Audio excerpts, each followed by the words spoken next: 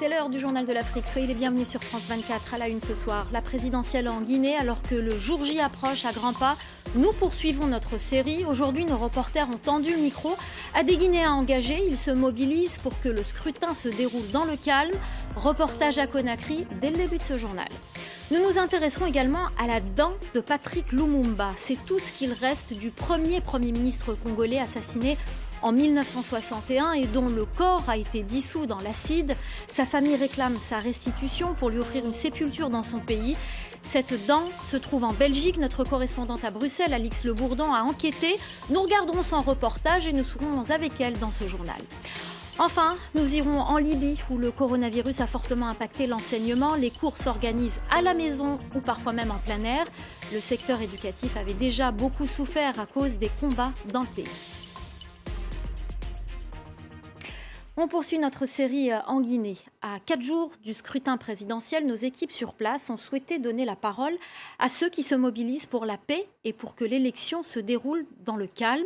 Alors que le 3e mandat du président sortant, Alpha Condé, est contesté par l'opposition et que les manifestations contre sa candidature ont souvent été entachées de violence, nos reporters à Conakry, Elimane Dao et Malik Diakité, ont rencontré ceux qui mettent en garde contre des débordements. Vous allez le voir, à chacun sa méthode. Reportage. À quelques jours de la présidentielle, les appels au calme se multiplient. Les grands noms de la musique guinéenne sont en première ligne. La Guinée est une famille, le brûlant passe-pays. Réunis dans un collectif nommé Guinée All Stars, ils invitent leurs compatriotes à l'union dans leur nouveau tube Notre Guinée.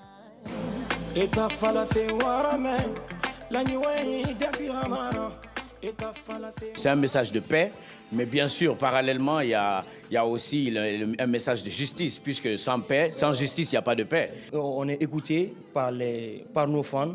Ils vont aussi véhiculer les messages qu'on est en train de véhiculer. Et je pense que ça va vraiment donner un impact. Les actions pour prévenir la violence sont également perceptibles sur la toile. À Blogui, l'association des blogueurs de Guinée lutte contre la diffusion de propos haineux sur les réseaux sociaux.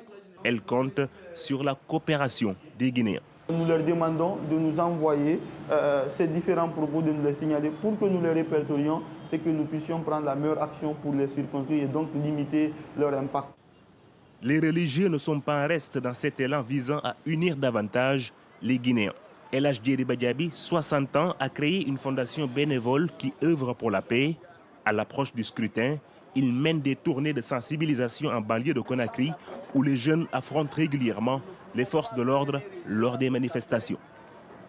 Les Guinéens sont les mêmes frères, les Guinéens sont tous des cousins. Nous sommes tellement métissés dans notre pays et nous ne voulons pas voir notre pays tomber dans un cercle de violence parce que ça n'aboutira à rien. Dans les lieux de culte, des prières collectives ont été organisées tout au long de la campagne électorale par des dignitaires religieux pour une élection sans violence. Les nombreux Guinéens que nous avons interrogés ne souhaitent finalement qu'une élection démocratique et apaisée.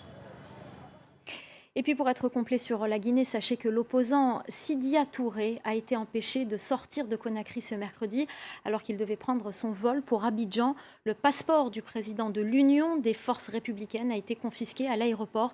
Pour l'heure, on ne connaît pas les raisons de cette mesure. Les autorités guinéennes n'ont pas souhaité répondre à notre demande d'interview. Cela fait presque 60 ans que Patrice Lumumba a été tué. Son assassinat aurait été perpétré par des policiers belges avec la complicité des autorités congolaises de l'époque et de la CIA. Son corps n'a jamais été retrouvé et sa famille n'a jamais pu lui offrir une sépulture. Aujourd'hui, la justice belge pourrait restituer à ses enfants le seul reste de son corps, une dent. À la fin des années 90, un policier belge l'exhibe comme un trophée à la télévision, se vantant d'avoir fait disparaître le corps de Lumumba dans l'acide. En 2016, la dent est saisie par la justice, cette même justice qui a décidé aujourd'hui de la rendre à la famille. Une victoire pour de nombreux militants qui se battent depuis des années pour que le héros de l'indépendance congolaise ait une sépulture. Alix Le Bourdon, notre correspondante à Bruxelles, les a rencontrés. Quand il a commencé à militer pour la mémoire de Patrice Lumumba, cet activiste ne se doutait pas que son combat tournerait un jour autour d'une seule dent. Un vestige que la justice belge va bientôt remettre aux descendants du premier ministre congolais. Patrice Lumumba aurait été assassiné par des policiers belges avec le soutien de la CIA et des autorités congolaises, juste quelques mois après l'indépendance. C'est déjà un pas important qu'on a décidé de restituer les dents à la famille, au peuple congolais. Maintenant, la question, comment on va restituer? Parce que c'est quand même un des assassins du siècle. Et en plus, il y a encore un procès qui est en cours. L'histoire de cette dent est aussi sombre que longue. Pendant des années, le policier chargé de faire disparaître le corps garde le vestige chez lui. Il va jusqu'à l'exhiber plusieurs fois à la télévision. Des images dont cet écrivain congolais ne se remet toujours pas. J'ai quand même vu ce mec venir déclarer devant tout le monde à la télé qu'il avait découpé Lumumba en petits morceaux, qu'il avait mis dans l'acide. Il a raconté ça comme on raconte n'importe quelle petite histoire. Et c'est passé comme ça. Moi, j'ai vu ça complètement épouvanté un soir. On appelle ça recel de cadavre dans un pays civilisé où il y a des lois. Ce n'est qu'en 2016 que la dent est saisie par la justice dans le cadre d'un procès intenté en Belgique par les descendants de Patrice Lumumba. On a réussi à faire qualifier ce dossier d'assassinat de M. Lumumba en crime de guerre. Et donc, il est imprescriptible, ce qui permet, 60 ans après ou presque, de poursuivre l'enquête. Mais l'enquête est ouverte depuis plus de 9 ans. De quoi irriter ce sociologue dont le livre paru en 1999 avait mené à la mise sur pied d'une commission d'enquête parlementaire. Sur l'enquête, je suis très pessimiste parce que le procureur général il a dit que jusqu'à maintenant, il n'a toujours pas écrit une lettre au Parlement belge pour demander les comptes rendus des auditions qu'ils ont fait à huis clos avec des gens impliqués dans l'assassinat. Ça prouve quand même qu'il n'y a pas vraiment une volonté d'aller au bout. Une lourde histoire qui vient rappeler la douloureuse relation de la Belgique à son ancienne colonie. Et nous retrouvons comme promis notre correspondante à Bruxelles, Alix Le Bourdon. Alix, bonsoir. Tout d'abord, qu'est-ce que l'on sait, quand la Belgique va rendre la dent? Eh bien écoutez, non, pour le moment, on ne sait pas quand cette dent va être restituée à la famille. Je vous rappelle que la demande a été faite en juin dernier, au moment des 60 ans de l'indépendance de la République démocratique du Congo. Et c'est Juliana, la fille de Patrice Lumumba, qui a directement écrit une lettre au roi Philippe, ici en Belgique, pour demander la restitution de la dent de son père qu'elle qualifie dans cette lettre de héros sans sépulture. Alors finalement, 3 mois plus tard, en septembre, le parquet fédéral, ici à Bruxelles, annonce qu'il accepte la restitution de cette dent et que la dent est donc simplement disponible au greffe du tribunal. Alors il s'avère assez vite qu'il ne s'agit sans doute pas de la bonne manière de restituer ce vestige qui est évidemment hautement symbolique. Donc il y a des discussions en ce moment pour savoir justement comment on va remettre cette dent à la famille. Alors il y aurait déjà une date très symbolique, le 17 janvier prochain, où l'on célébrera les 60 ans de la mort de Patrice Lumumba. Alors pourquoi l'enquête sur sa mort prend autant de temps ? Eh bien, c'est la question que soulève l'auteur du livre sur la mort de Patrice Lumumba, que l'on voit dans ce reportage. Et à la fin, il questionne la volonté des autorités belges d'aller jusqu'au bout dans cette enquête. Il soulève un certain nombre d'incohérences, notamment pourquoi, dans les années 2000, la commission d'enquête parlementaire n'a pas ordonné une perquisition pour récupérer cette dent qui avait été exhibée plusieurs fois à la télévision. Alors, du côté de la justice belge, on se défend. Les autorités judiciaires veulent aller au bout. Ça, c'est ce que nous confirme encore aujourd'hui le porte-parole du parquet fédéral belge. Et quant à la longueur de l'enquête, il la justifie par le fait que les procédures dans ce genre de dossier sont assez longues. Alors, il y a en effet eu la première étape dans ce dossier. Ça a été de requalifier la mort de Patrice Lumumba en crime de guerre pour que le dossier soit imprescriptible. Et ça, en effet, ça a duré 3 ans. Mais sur la fin de l'enquête, l'issue de cette enquête, le parquet fédéral reste assez évasive. Pas avant quelques mois, nous dit-on. Je vous rappelle quand même que cette enquête est ouverte depuis 2011, que Patrice Lumumba est décédé en 1961, c'est-à-dire il y a presque 60 ans. Donc, parmi les 12 personnes soupçonnées d'être impliquées dans cette affaire, aujourd'hui seulement 2 sont encore vivantes. Elles sont évidemment très âgées. Alors, les craintes des proches dans ce dossier, c'est que l'enquête ne soit pas clôturée du vivant de ses potentiels protagonistes. Merci beaucoup Alix Le Bourdon et nous suivrons bien évidemment avec vous à partir de Bruxelles l'affaire de la dent de Patrice Lumumba. Merci infiniment d'avoir répondu à nos questions. Dans le reste de l'actualité, en bref et en images, la condamnation de Madame Maya en Algérie, cette influente femme d'affaires algérienne qui se faisait passer pour la fille cachée de l'ex-président Abdelaziz Bouteflika. Elle a écopé de 12 ans de prison ferme pour corruption, une peine assortie d'une amende de 6 millions de dinars, 40 000 euros, et de la saisie de ses biens. Les jeunes ne décolèrent pas au Nigeria. Des milliers d'entre eux sont de nouveau sortis dans les rues pour manifester contre les violences policières. Ils dénoncent les agissements de l'unité spéciale de la police qui lutte contre la criminalité et demandent sa dissolution. En Tunisie, la justice a annoncé ce mercredi l'arrestation du chef de la police municipale Asbeitla, une arrestation qui fait suite à des troubles causés par la mort d'un homme dans un kiosque détruit par les autorités. Un kiosque qui faisait l'objet d'un ordre de destruction. Le père du propriétaire qui dormait à l'intérieur a perdu la vie. On part à présent en Libye. La crise sanitaire n'a pas épargné ce pays déjà impacté par les combats. L'un des secteurs les plus perturbés est celui de l'éducation. Du coup, les parents d'élèves et les professeurs tentent de s'organiser. Certains donnent des cours à la maison, d'autres en plein air.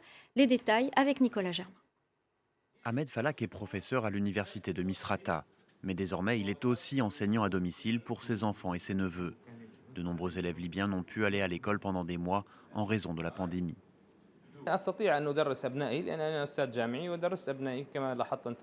وأيضا أبناء أخي اللي في سن اللي في صف الخامس وتحت ولكن بعض العائلات أو أغلب الناس لا يوجد لديهم من يدرسهم وبالتالي هذا يؤدي إلى فشل في الطالب. Dans les écoles qui sont ouvertes, les élèves doivent laver leurs mains à l'entrée, les employés prennent leur température, les masques sont obligatoires. Certains cours ont lieu à l'extérieur. Malgré la fermeture de nombreuses écoles, les autorités affirment que les élèves seront soumis à un examen pour passer dans l'année d'après. Une décision fustigée par de nombreux parents.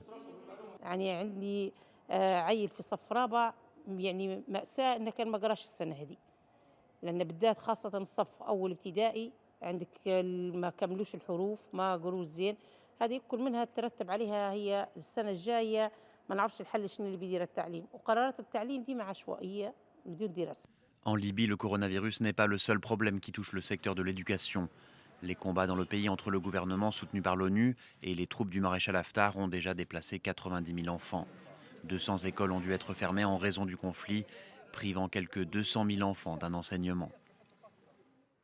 Le militant congolais Emery Mwazulu Diabanza a été condamné mercredi à 1 000 euros d'amende. Il est accusé d'avoir tenté de s'emparer en juin dernier au musée du Quai Branly d'un poteau funéraire d'origine tchadienne pour dénoncer le pillage culturel de l'Afrique, initialement poursuivi pour tentative de vol.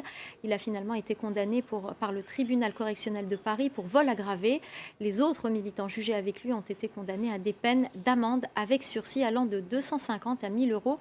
L'activiste congolais a annoncé qu'il allait faire appel. Notre légitimité d'aller chercher ce qui nous appartient, il n'en revient pas aux juges d'un gouvernement prévaricateur d'en décider.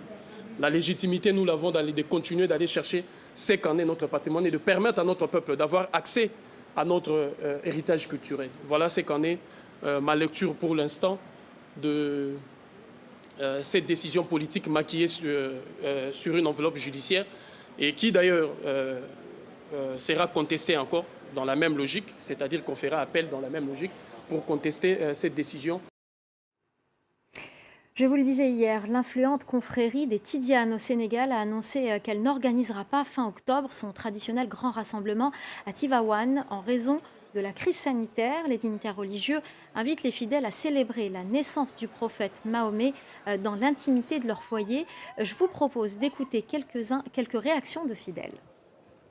Nous ne pouvons que saluer cette décision sage du Khalif qui consiste à surseoir le Maulid jusqu'à l'année prochaine, malgré que nous, en tant que vendeurs d'objets religieux, ça va nous impacter. Il est en parfaite cohérence avec la posture adoptée depuis le début de la pandémie, qui est d'éviter tout rassemblement.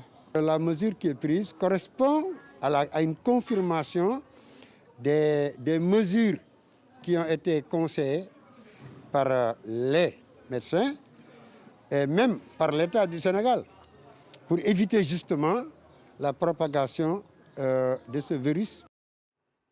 Voilà, c'est la fin du journal de l'Afrique. Restez avec nous, l'info continue sur France 24.